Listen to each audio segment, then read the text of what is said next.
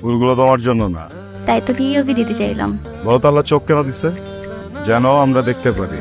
আর হাত কেন দিচ্ছে? যেন নিজের হাত দিয়ে নিজের কাজটা করতে পারি। নিজের কাজ করো না, আরেকজনের কাছে কেন হাত দিতেছ? করো, নিজেরটা করো। সোমা যার তার হাত থেকে ফুল নেয় না। আমিও আজকে ফুল না দিয়ে এখান থেকে যাবো না। তনি, ওনাকে বলে দে যে আমি রাস্তায় দাঁড়িয়ে এই বখাটে ছেলেদের মতো ইফটিজিং করা একদম পছন্দ করি না। আর তাছাড়া আমার ভাই জ্যোতি জেনে যায় মাংস কসাইখানায়, হাড্ডি হসপিটালে। আলহামদুলিল্লাহ। বাহার খাবার কথা শুনে কাউকে আল্লাহর শুকরিয়া আদায় করতেই প্রথম।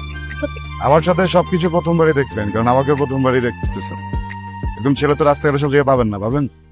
হ্যাঁ, যেহেতু এরকম ছেলে রাস্তাঘাটে বারবার পাবেন না, তো সবকিছু প্রথমবারই ঘটবে। এটা তো অভ্যস্ত হয়ে যায়। শোনেন, একটু মার খাওয়াই যায়, ব্যাপার না, খাওয়া যায় না?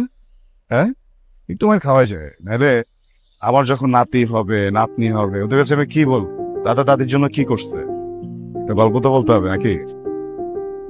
বিবেক যদি থেকেই থাকে তাহলে আবেগের এই লাগামহীন ঘোড়ায় চড়ার শখ না বাদ দে। বান্ধবী,